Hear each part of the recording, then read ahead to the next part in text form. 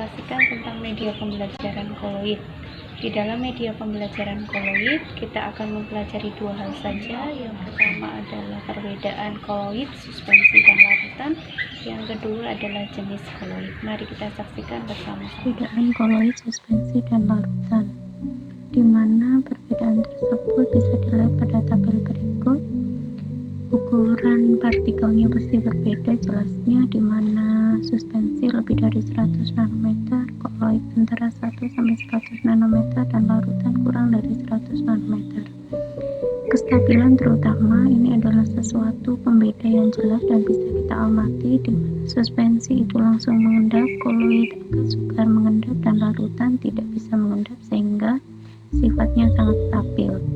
Karena kestabilannya yang berbeda, maka cara pemisahannya juga berbeda. Bisa dilihat di situ bahwa suspensi bisa disaring, sedangkan koloid dan larutan tidak bisa disaring.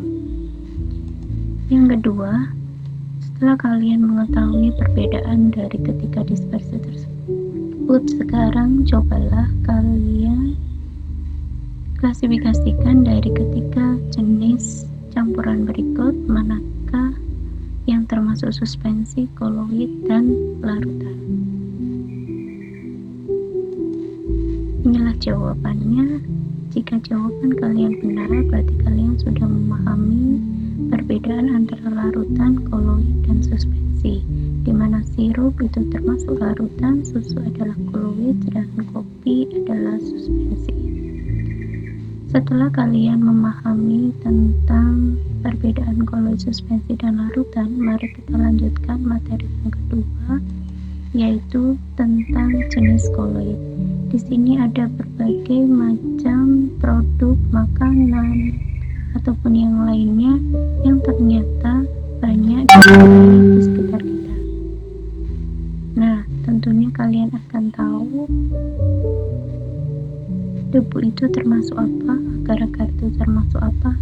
Simak penjelasan berikut ini. Jenis koloid dibagi menjadi 8 berdasarkan fase terdispersi dan medium pendispersinya, seperti yang bisa kalian lihat pada tabel berikut. Saya beri contoh 1, di mana ketika fase terdispersinya padat dan medium pendispersinya padat, maka dinamakan koloid sol padat. Begitu juga seterusnya. Pertanyaannya, mengapa tidak ada jenis koloid yang fase terdispersinya gas dengan medium pendispersinya gas? Hal ini dikarenakan keduanya akan menghasilkan larutan karena tercampur secara merata, bukan membentuk koloid. Oleh karena itu, mengapa jenis koloid jumlahnya hanya 8? Kita akan bahas satu persatu. Kita mulai dari yang pertama, yaitu sol. Sol dengan sol padat itu sama fase terdispersinya, hanya berbeda medium pendispersinya. Contohnya bisa dilihat di situ, sol adalah cat, sol padat. Contohnya intan dan berlian. Untuk yang ketiga adalah aerosol dengan aerosol padat, itu bedanya hanya pada fase terdispersinya. Kalau aerosol fase terdispersinya cair, kalau aerosol padat fase terdispersinya padat. Contohnya di situ untuk aerosol adalah awan atau kabut, aerosol padat contohnya adalah asap pada cerobong, pabrik atau kendaraan bermotor dan lain sebagainya. Kita akan lanjut jenis yang kelima, yaitu emulsi dan emulsi padat, di mana keduanya sama pada fase terdispersinya, yaitu cair. Contoh emulsi di situ adalah susu cair, dan emulsi padat contohnya adalah keju, mentega, mayones, dan lain sebagainya. Sedangkan jenis koloid yang terakhir yaitu buih dan buih padat, di mana perbedaannya adalah pada fase terdispersinya.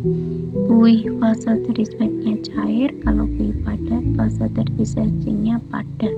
Contohnya bisa dilihat, kalau buih adalah buih sabun, sedangkan buih padat contohnya adalah spons yang biasa kita gunakan untuk tempat tidur, untuk kursi, sofa, dan lain sebagainya. Begitulah jenis-jenis koloid. Sekian paparan materi saya, semoga bermanfaat untuk mendalami materi. Silahkan kalian latihan soal sebanyak-banyaknya tentang materi koloid tersebut. Saya akhiri, assalamualaikum warahmatullahi wabarakatuh.